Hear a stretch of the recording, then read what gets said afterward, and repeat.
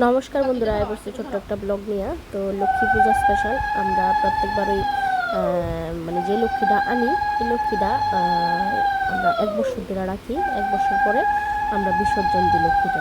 তো 1 বছর পরে মানে যে লক্ষ্মীটা এবার আনছি, তো গতবারের লক্ষ্মীটা আমি বিসর্জন দিই। বিসর্জন দেওয়ার আগে আমি একটু ঠাকুরে আরতি করে নিলাম আর কি।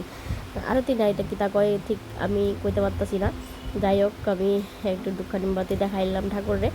তো দেখাই সেটা বিসর্জন দিয়ে আয়া করলাম। এখন এখানে একটু সাজুগুজু চলতেছে, ঘরটার একটু সাজাইতেছে। আমরা লক্ষ্মী পূজাটা একটু সুন্দর করে করি আর কি। সাজাইয়া গুজাইয়া একটু করতে ভালোবাসি। বাকি পূজাগুলি যেমনই হোক, কিন্তু লক্ষ্মী পূজাটা আমরা ভীষণ মানি। তো লক্ষ্মী পূজার দিনে একটা স্পেশাল ঘটনা আসলো আমার হাজব্যান্ডের লাইফে। তো যার লেগে লক্ষ্মী পূজাটা খুব মানে একটু বড় করে। কারণ আমি বিয়ের পরেই দেখতেছি যে লক্ষ্মী পূজাটা একটু বড় করে হইতেছে।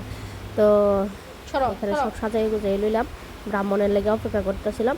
তো আমি সকালে বলতে দুপুরে পূজাটা হয়ে গেছে গা, পরে রাত্রেবেলা আমি পাঁচালিটা পড়ছি।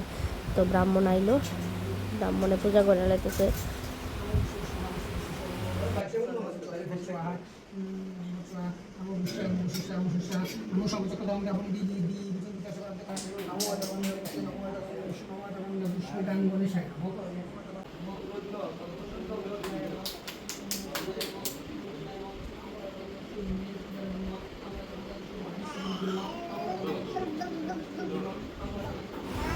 পূজা শেষ, তারপরে আমি পাঁচালি টাচালি পরে লইতেছিলাম। তো পাঁচালিটা পইরা এরপরে আবার ঢাক বাজাতে আইসে। আমরা এখানে মানে প্রত্যেক লক্ষ্মী পূজাতেই একটু ঢাক বাজাতে আয় আর কি। তারা কোথেকে আয় ঠিক করতে পারতেছি না, কিন্তু তারা লক্ষ্মী পূজাতে ঢাক বাজাতে আয়। দুপুরবেলা একজন বাজাই গেছে। তো সন্ধ্যার সময় আমি যখন পাঁচালি পড়তেছিলাম তখনও একজনে ঢাক বাজাইতে এসে। তা আমি মেয়েটারও সুন্দর করে সাজাই দিলাম, শাড়িটারি পরায়া। খুব খুশি শাড়ি পরবো।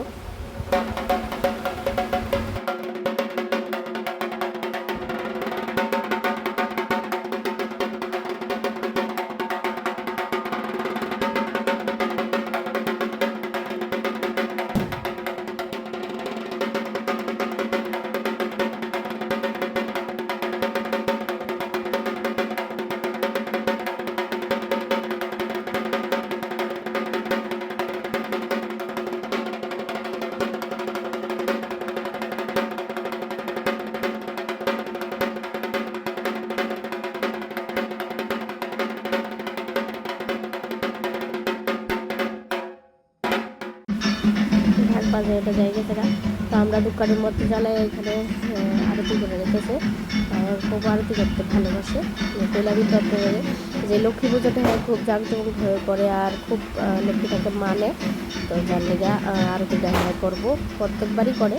তো করে লেগেছে, শরীর ভালো নেই। তার মধ্যে সকালবেলা আবার ডাক্তার দেখা হয়েছে।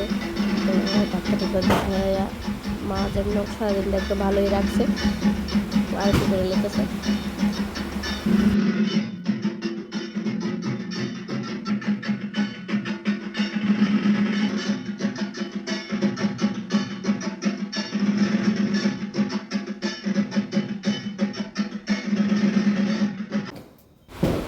এবার পালা বাজি ফুটানোর।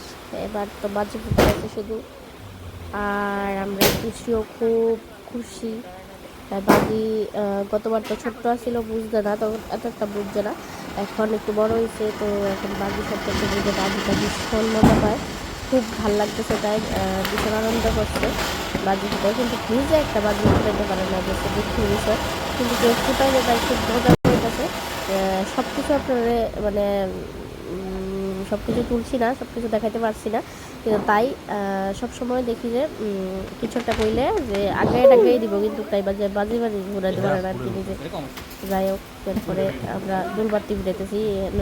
আমার পাড়ার সবাই আইছে, আমার ভাগ্নি, নাতিন, তারপরে একটা দিদির মেয়ে, সবাই আমরা একসঙ্গে থাকি, এক পাড়াতেই থাকি। তো তারা হাঁটতে হাঁটতে তখন তাদের রাতে ঠিক 12টা না, প্রায় 11টা বাজে, 10:30 11টা বাজে। এই সময় আমরা সবাই বেরিয়েছি, বাইরিয়া দেখতেছি কই বাজি করতেছে, কে কই যেতেছে, দুলবাতি যেতেছে আর কি, দুষ্টমি করতে করতে। তো খুব মজা করলাম, ভীষণ মজা হইলো। কার কার বাড়িতে কেমন মজা হয়েছে কমেন্টে জানাবেন।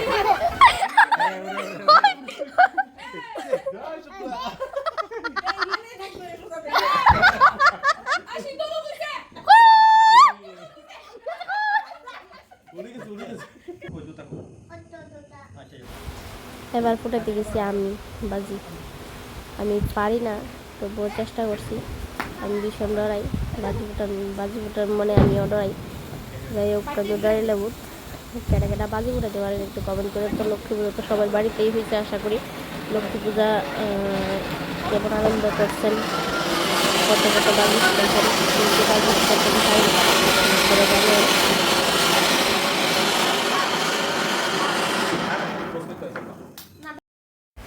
এই আমরা ঠাকুরঘর লক্ষ্মীটা, তারপরে এসে বাড়িটা একটু সুন্দর করে সাজাইলাম। তো কার কার বাড়ি সুন্দর করে সাজাইছেন কমেন্ট করেন।